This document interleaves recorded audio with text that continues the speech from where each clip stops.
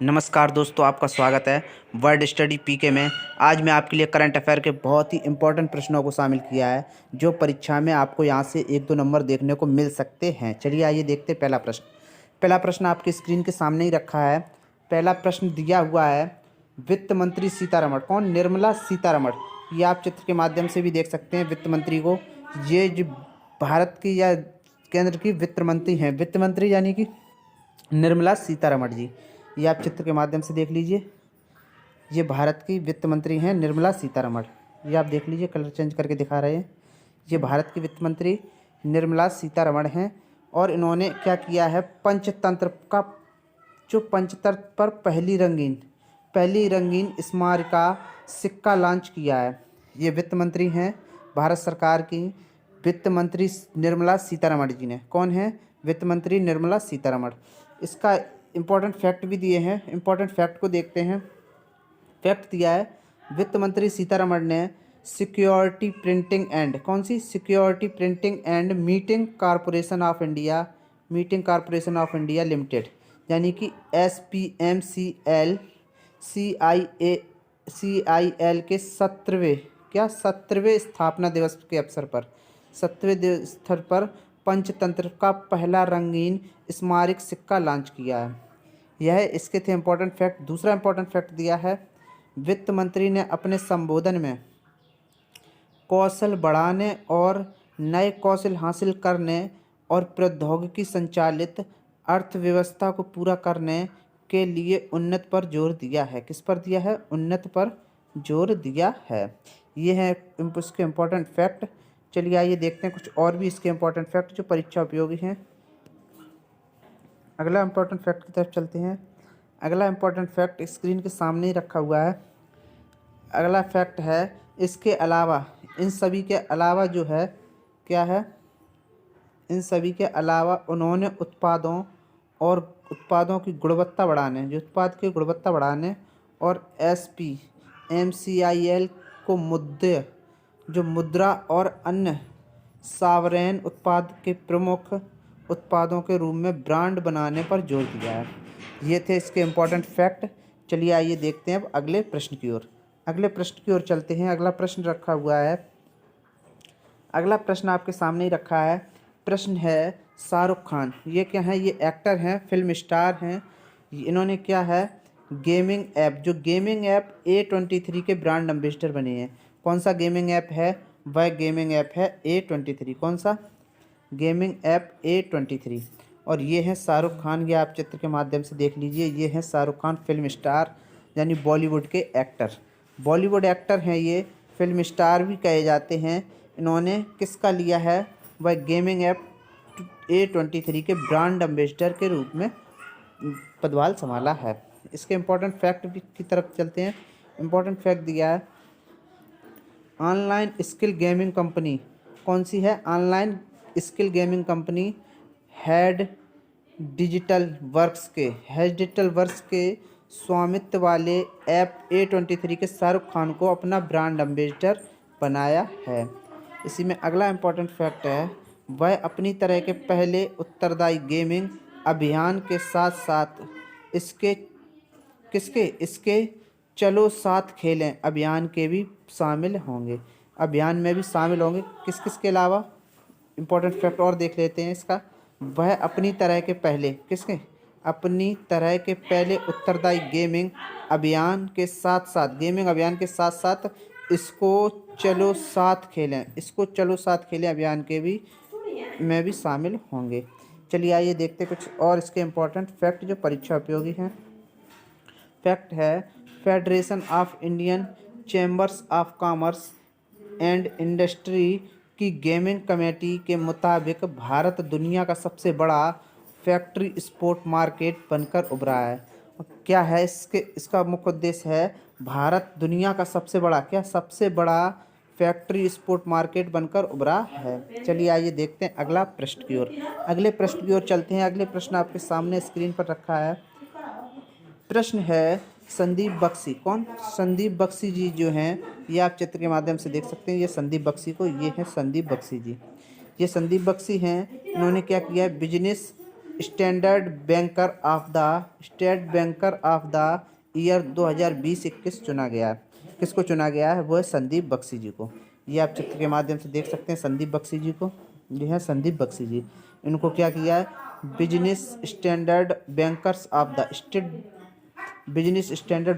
The year 2020-21 चुना गया।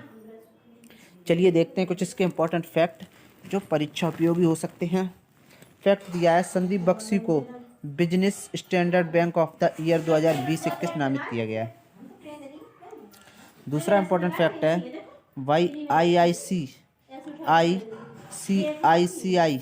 ICI bank के प्रबंधक निदेशक एमडी और मुख्य कार्यकारी अधिकारी सीईओ हैं। कौन कौन हैं ये? यह हैं जो आईसीआईसी बैंक है उसके प्रबंधक निदेशक यानी कि एमडी, क्या एमडी, और मुख्य कार्यकारी अधिकारी यानी कि सीओ। कौन है? सीओ हैं। यह दोनों पद इन्हीं के पास हैं। चलिए आइए देखते हैं इसके कुछ और इम्पोर्टेंट फैक्ट जो परीक्षा उपयोगी हैं। अगला इम्पोर्टेंट फैक्ट है, इसका फैक्ट है विजेता को भारतीय रिजर्व बैंक के पूर्व डिप्टी गवर्नर एम.एस. मुद्रा की अध्यक्षता में 5 सदस्यों की जूरी द्वारा चुना गया था। इनके द्वारा इन्हें चुना गया था। इसके दूसरा इम्पोर्टेंट फैक्ट है 2020-21 के लिए आईसीआईसी बैंक ने पिछले वित्त वर्ष दौरान 7,931 करोड़ रुपए के मुकाबले 16,193 करोड़ रुपए का शुद्ध लाभ दर्ज किया है। कितना किया है? 7,000 लगभग 8,000 मान लीजिए, 8,000 लगभग से कितना किया है? 16,000, यानी कि दूना लाभ प्राप्त किया है। चलिए आइए देखते हैं अगले प्रश्न की ओर। अगला प्रश्न रखा है, प्रश्न है पूर्व अमेरिकी एफसीसी अध्यक्ष जो थे वो अजीत पै। कौन थे?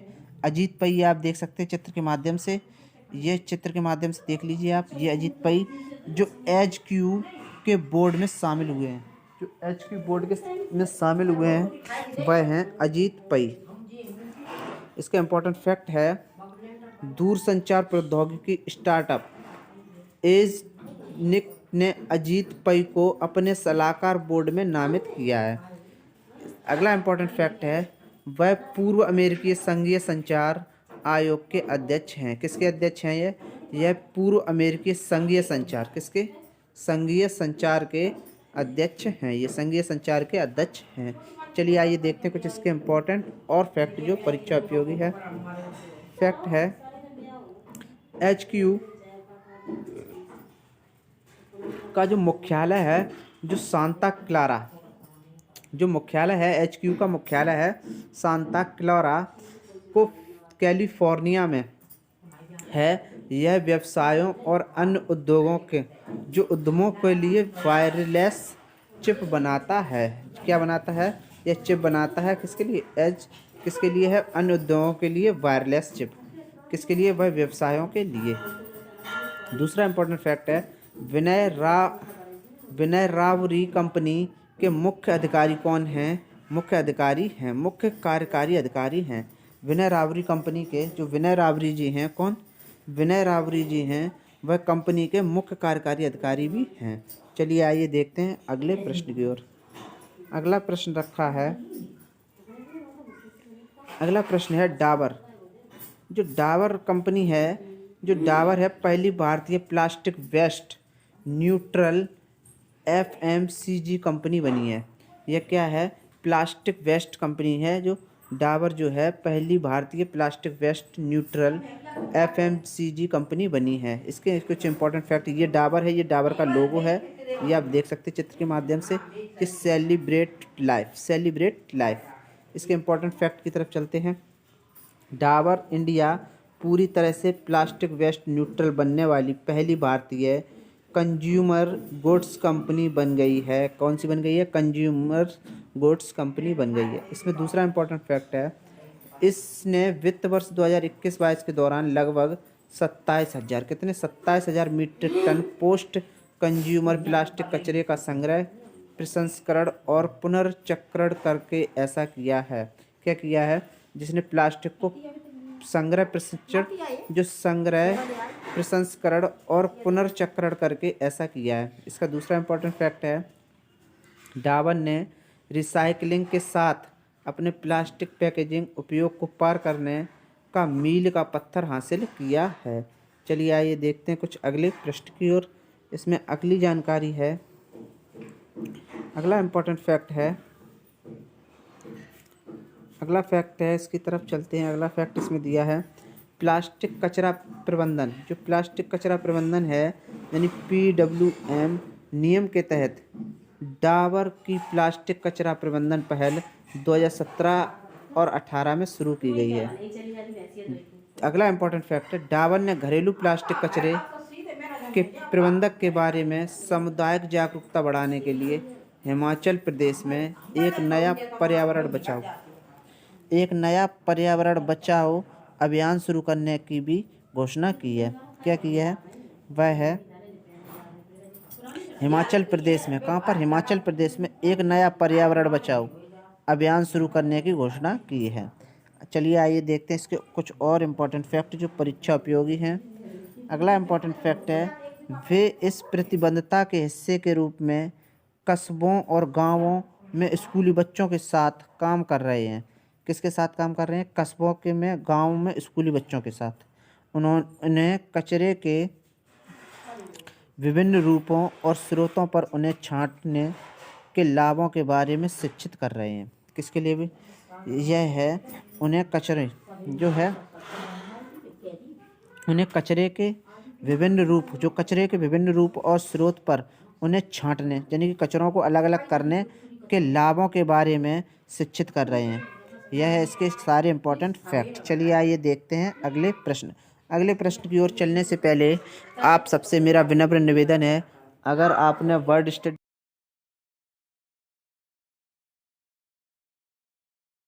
पी के सब्सक्राइब नहीं किया है या आप वर्ड स्टडी पी के चैनल पर नए यूजर्स हैं तो कृपया करके आप सब्सक्राइब कर लें, या अगर आपको वीडियो अच्छा लगे तो कृपया करके लाइक कीजिए और शेयर तो आप अवश्य कर दीजिए। थैंक यू, धन्यवाद। चलिए आइए देखते हैं अगला प्रश्न। अगला प्रश्न है आपके सामने, NITI आयोग और फ़ोनपे। क्या NITI आयोग और PhonePe fintech open hackathon launch किया है। ये आप देख सकते हैं चित्र के माध्यम से भी, यह ऐसा है ये लोगो टेक।